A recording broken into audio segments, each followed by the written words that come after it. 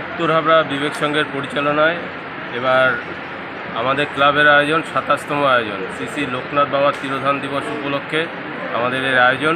আমরা প্রথম দিন আজকে বাবার বিশেষ পূজাপাঠের মধ্যে শুরু করেছি। আমরা বিকালবেলা যে অনুষ্ঠান রেখেছি, বিকেলে হচ্ছে মহাপ্রসাদ বিতরণ অনুষ্ঠান রয়েছে। বিকেল 5টা থেকে রাত্রি 12টা পর্যন্ত এই কার্যক্রম চলবে। প্রায় 7 থেকে 8 হাজার মানুষ আজকে আমাদের এখানে প্রসাদ গ্রহণ করবেন। আর সবথেকে বড় বিষয় যেটা, আজকে হাবড়ার বিধায়ক যিনি আছেন তিনি আমাদের এই প্রোগ্রামে আজকে উপস্থিত হবেন ঠিক সন্ধ্যে 7:30টার সময়। আর আমাদের আগামীকাল রয়েছে বসে আঁকো প্রতিযোগিতা, রয়েছে বিকেলের রক্তদান শিবির, যেটা বিকেল 3টে থেকে 6টা পর্যন্ত চলবে। তারপর আমাদের যে অস্থায়ী মঞ্চ রয়েছে, সেই মঞ্চে বিভিন্ন সাংস্কৃতিক প্রোগ্রাম রয়েছে। আমাদের পরশুদিনের যে প্রোগ্রাম রয়েছে, হাবড়া হসপিটালে ফল বিতরণ রয়েছে বিকেলে বস্ত্র বিতরণের প্রোগ্রাম, দুস্থদের মধ্যে পুরস্কার বিতরণী প্রোগ্রাম, এবং সান্ধ্যকালীন যে প্রোগ্রাম রয়েছে আমাদের ফিল্ম জগৎ এবং টেলিভিশন জগতে সিরিয়ালে বিভিন্ন আর্টিস্ট কলাকুশলী যারা আছেন তারা আসবেন আমাদের। আর তার পরের দিন যে প্রোগ্রাম রয়েছে শনিবার দিন, সেটা রয়েছে মহাভোজের এক আয়োজন রয়েছে। সেখান থেকে আপনার সন্ধ্যা 6টা থেকে যে প্রোগ্রাম শুরু হবে, 11টা পর্যন্ত আমরা টেনে নিয়ে যাবো এই প্রোগ্রাম।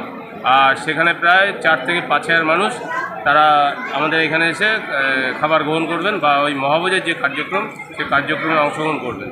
আমাদের 4 দিনব্যাপী যে প্রোগ্রাম, এইভাবে আমরা সমাপ্তি ঘোষণা করব। প্রতি বছরের থেকে এবছর তো একটু অন্যরকম দেখা যাচ্ছে, কি বলবেন? হ্যাঁ, অবশ্যই এবছর অন্যরকম দেখা যাচ্ছে। মানুষ খুব খুশি, হ্যাপি। আর মানুষ এবারে প্রোগ্রামটা স্বতঃস্ফূর্তভাবে, আগের থেকে বেশি স্বতঃস্ফূর্তভাবে অংশগ্রহণ করছেন। প্রচুর জায়গা দেখা যাচ্ছে এবছর। হ্যাঁ, প্রতি জায়গায় সব মানুষের মধ্যে একটা আলাদা উন্মাদনা রয়েছে, আনন্দ রয়েছে। আপনার নাম? আমার নাম ভাস্কর কুমার দাস, আমি উত্তর হাবড়া বিবেক সংঘের সভাপতি। লোকনাথ বাবার পুজো করছেন এনারা এবং মন্দির করেছেন, সেই কমিটি এবং এই ক্লাবের সভাপতি এবং সম্পাদক সভাপতি ভাই ভাস্কর, যারা আপনারা সকলেই চেনেন, আপনাদেরই ভূমিপুত্র, এই পাড়াই বাড়ি, এবং আমাদের যারা বিশিষ্ট সমাজসেবী সমাজের ভাই শেখর চ্যাটার্জি, দীপঙ্কর চক্রবর্তী দাদা, আমি জানি অনেকের নাম জানি না, ওরে আমি শুধু বলি মাথা ঠান্ডা রাখবে তুমি। আসল কথা ন্যায্য কথা বলে তো, আর যারা ন্যায্য কথা বলে তাদের একটু রাগই থাকে।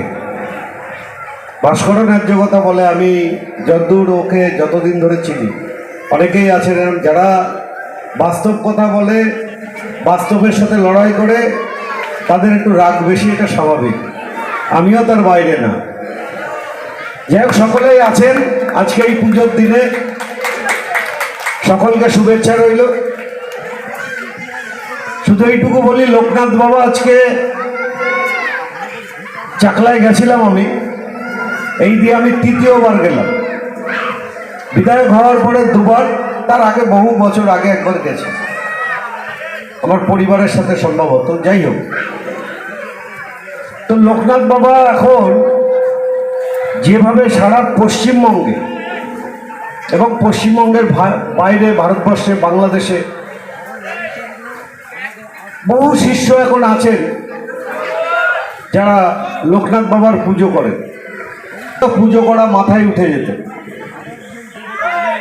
পশ্চিমবঙ্গের যা পরিস্থিতি ছিল, যদিও এটা রাজনৈতিক মঞ্চ নয়, একটি সরকার যখন গঠন হয় তখন সেই সরকার, আর আজকে এটা মানুষের সরকার হয়েছে।